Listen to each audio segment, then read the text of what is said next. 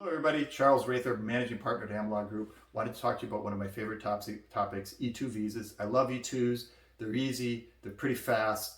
They're not available to everybody. Sorry, all you Indian, Chinese, Russian clients of ours out there. But if you do have a passport from a corresponding country that allows you to qualify for an E2, please give us a call because we do a lot of them. We do a good job and they're good for us and our clients. So the first question is, with an E2, is it better to buy an existing business or to create a new business from scratch? The vast majority of our clients, I don't know why this is necessarily, I don't know if other attorneys have the same experience, but the vast majority of our clients open their own business.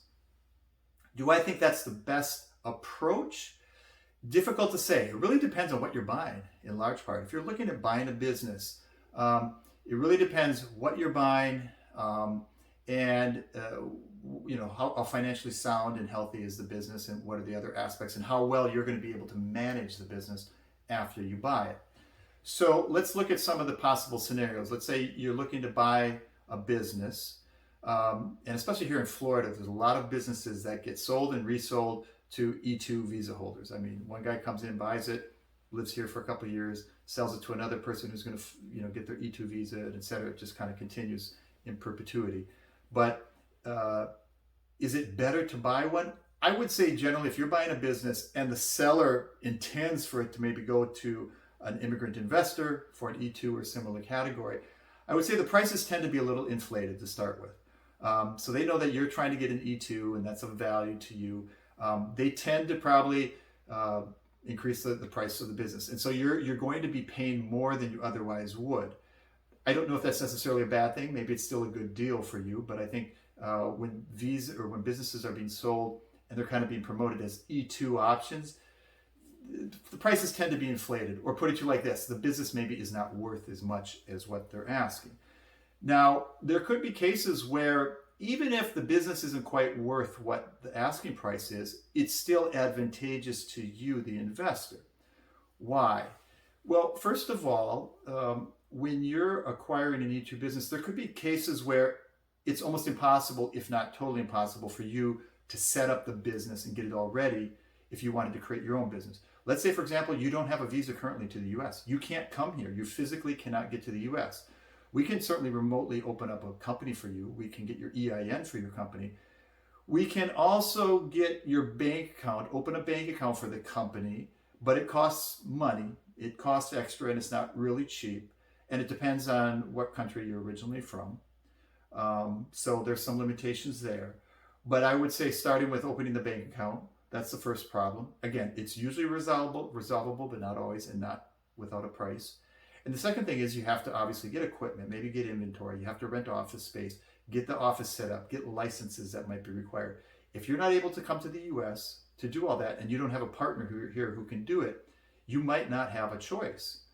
Or let's say you have the ability to come to the US, but maybe you don't have time, you don't have the knowledge, you're in a time crunch and you don't want to spend all this time running around looking for a lease to get an office, and maybe there's a delay with getting that, and then you've got to fit out the office or the warehouse or whatever you've got, and you've got to buy inventory and stuff like that, and you're in a bit of a time crunch. Again, time is money.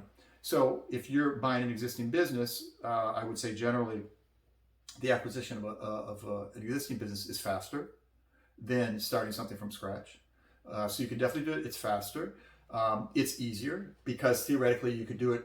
You could buy the business remotely. You might have a broker you're working with, and we're happy to put you in touch with brokers that we work with.